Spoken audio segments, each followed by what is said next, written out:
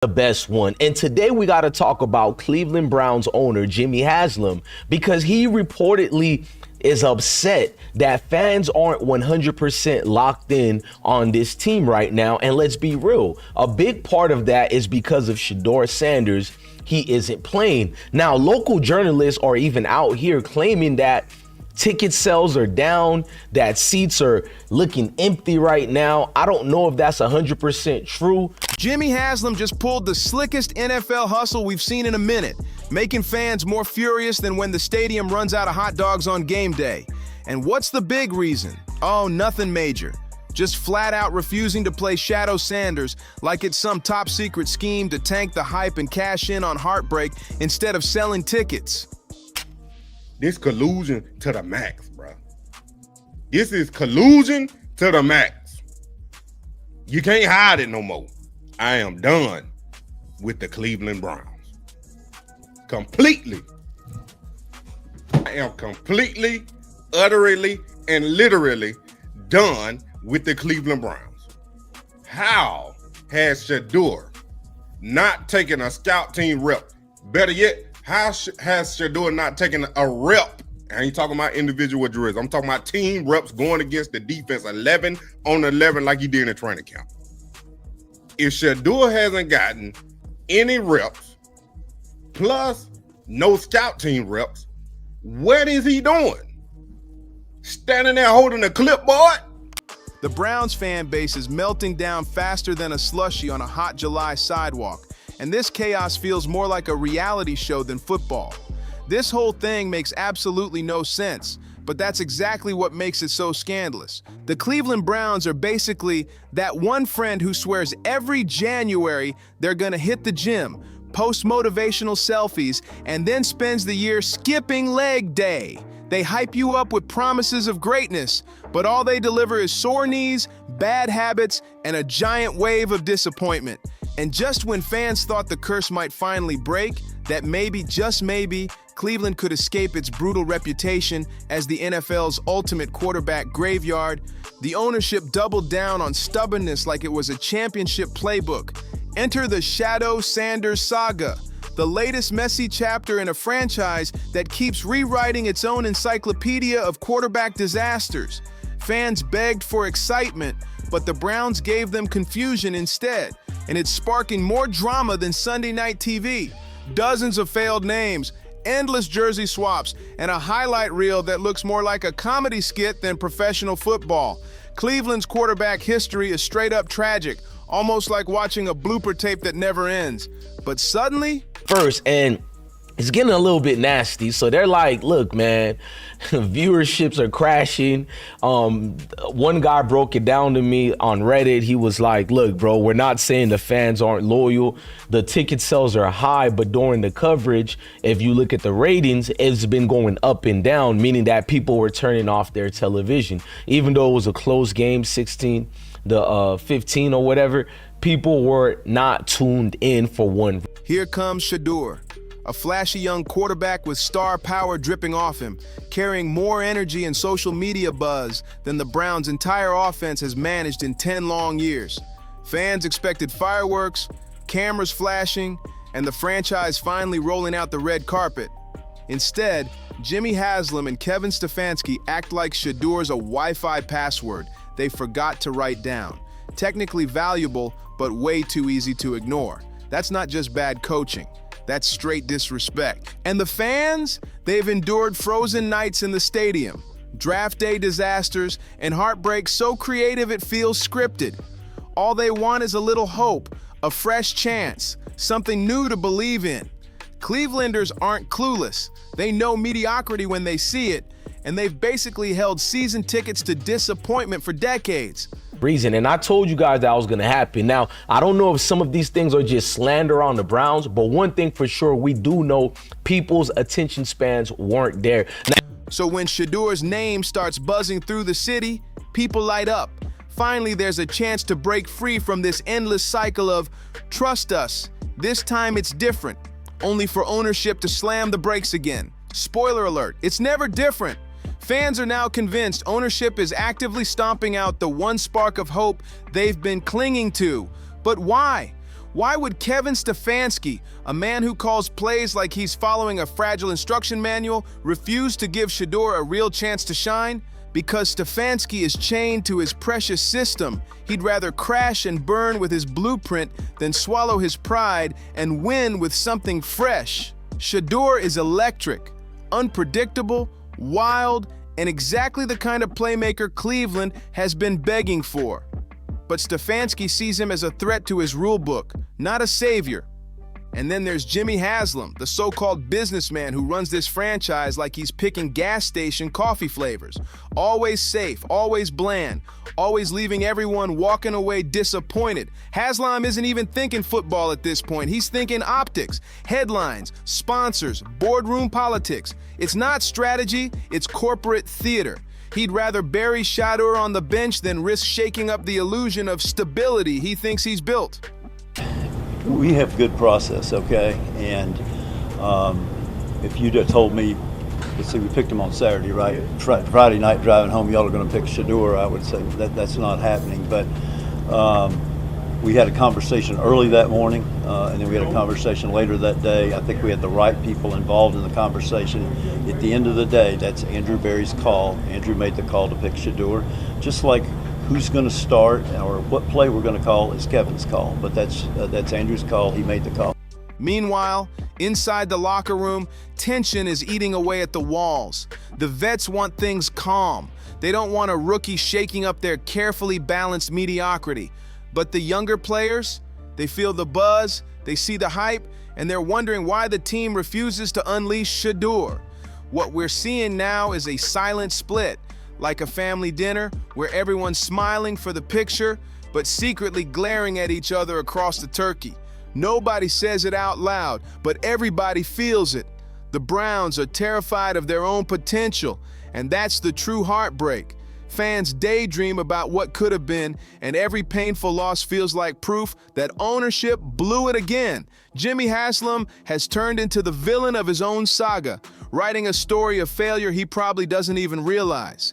This isn't just about refusing to play one quarterback. It's about refusing to change, refusing to evolve, and refusing to finally give Cleveland what it's been begging for forever.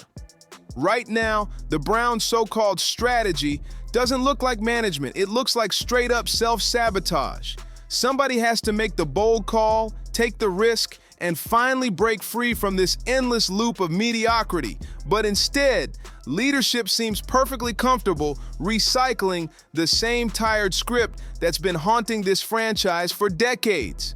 No wonder fans are boiling with rage, because deep down, everyone knows, for once, the ending could be different. Shedeur Sanders could be the spark, the reset, the change that shifts everything. Yet Cleveland sits silent, letting the opportunity rot on the bench. He a coach now? He's standing on the sideline watching while Joe Flacco and Dylan Gabriel getting all the reps, and then Bailey Zappi going against the first team defense on scout team. Cleveland, if you were going to bury him on the depth chart, you might as well just put him on the practice squad or just released him. Trade him if you don't want him. But I'm telling you, I told y'all what they doing. I told y'all what Cleveland doing.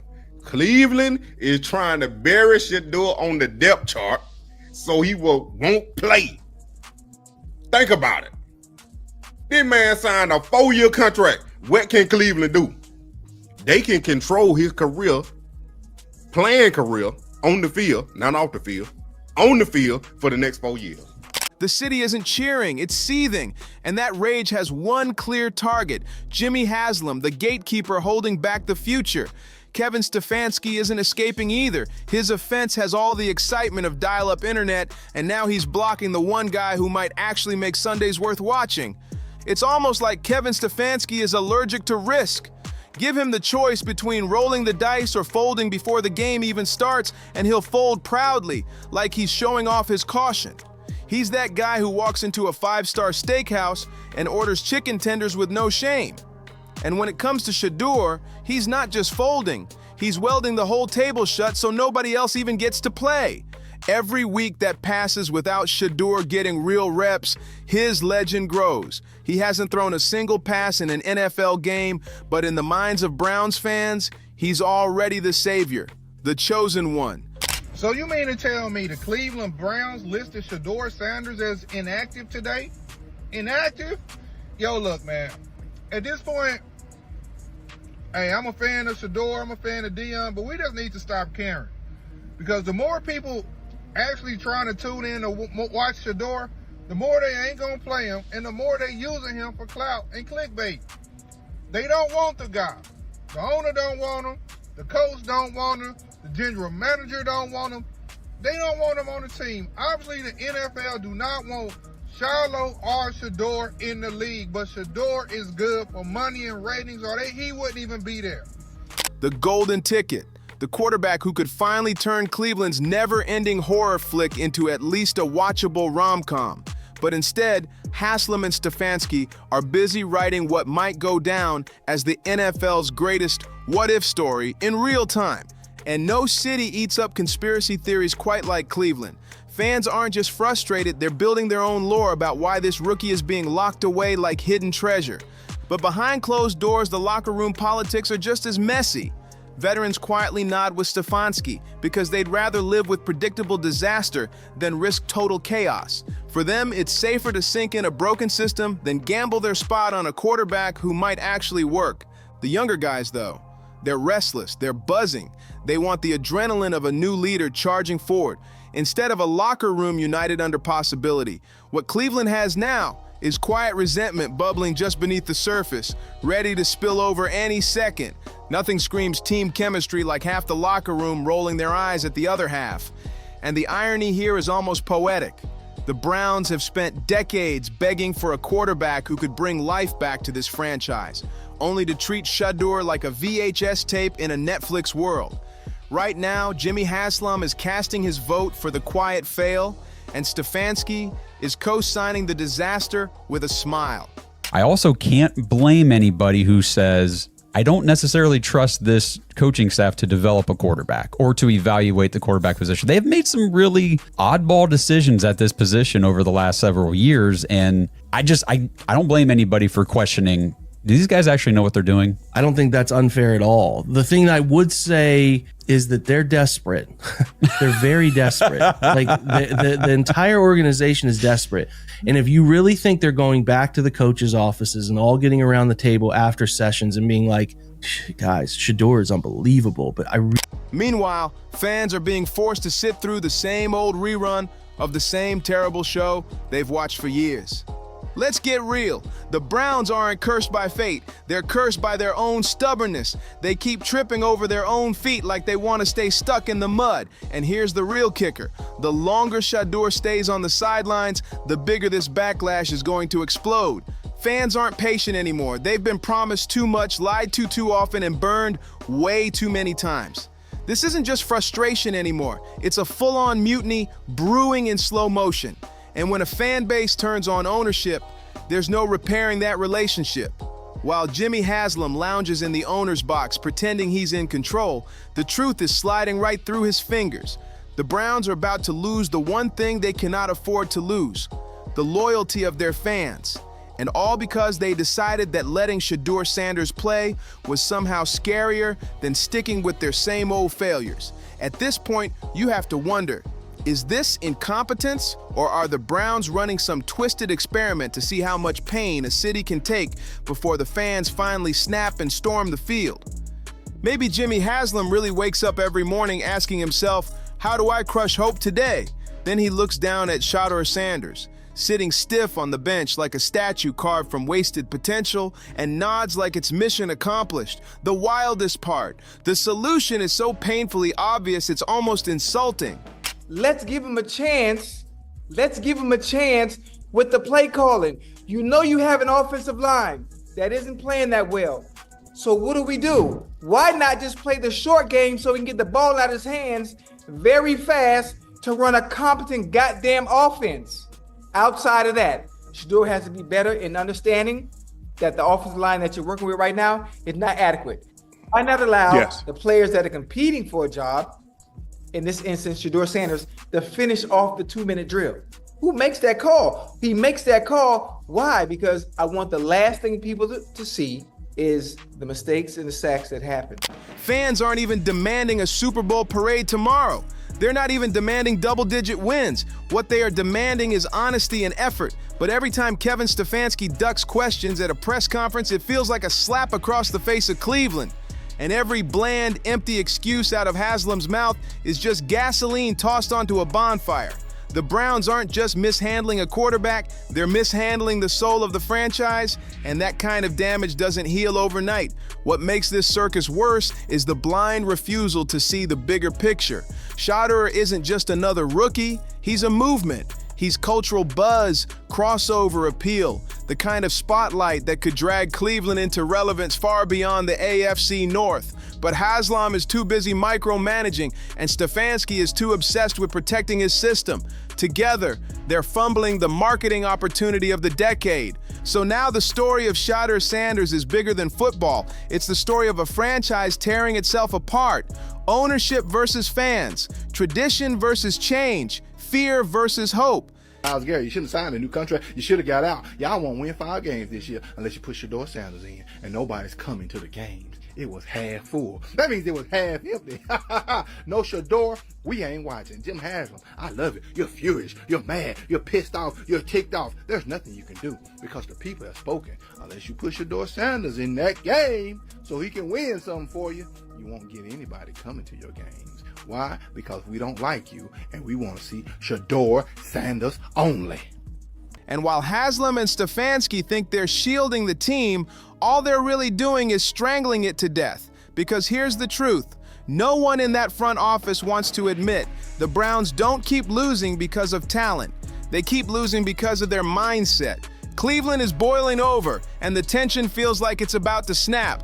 The fans aren't just angry anymore. They're fed up.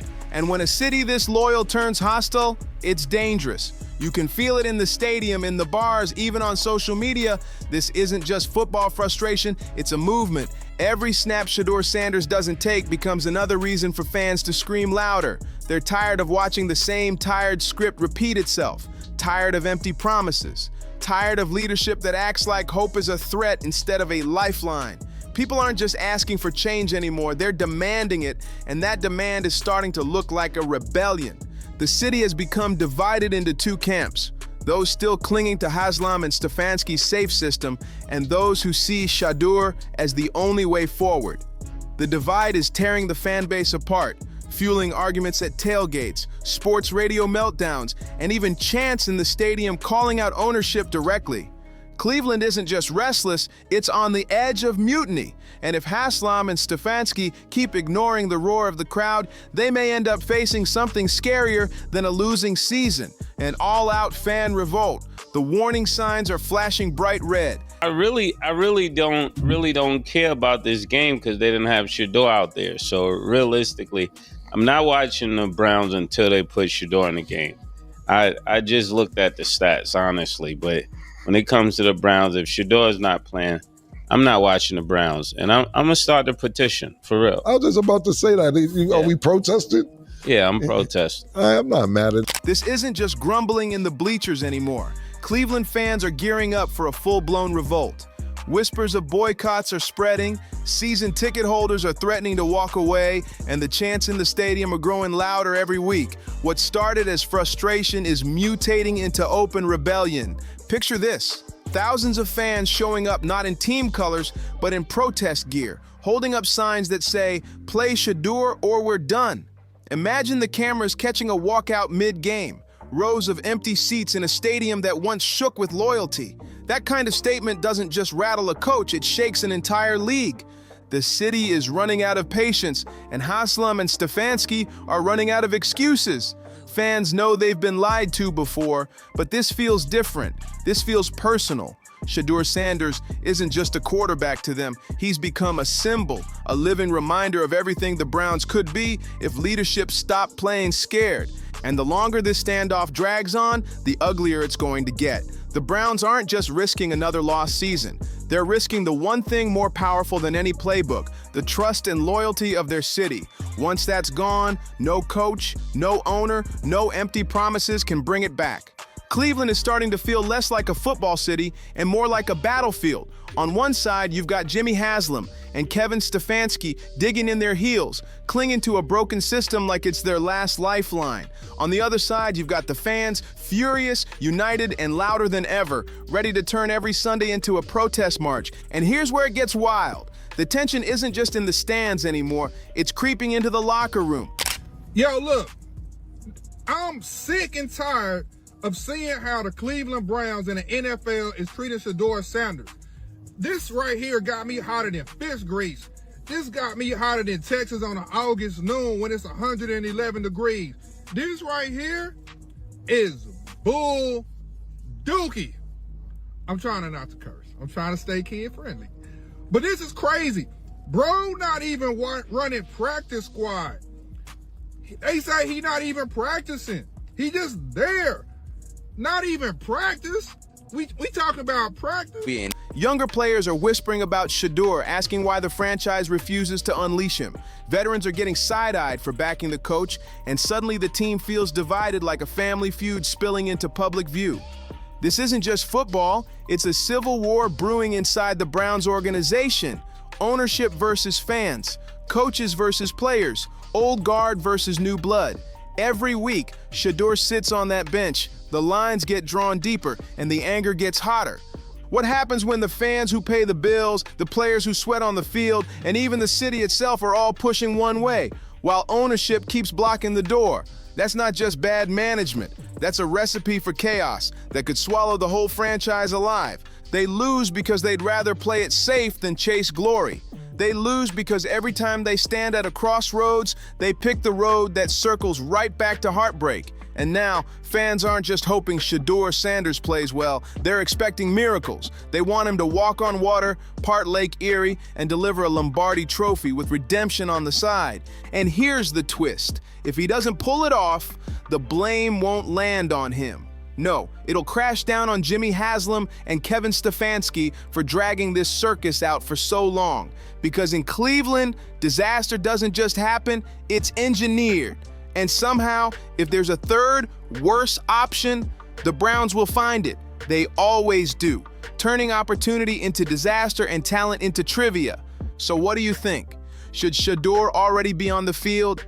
Is Haslam ruining the future of this team before it even begins? Let me know in the comments. I can't wait to hear your take. And if you made it this far, don't forget to like, subscribe, and share. And I'll see you on the next one.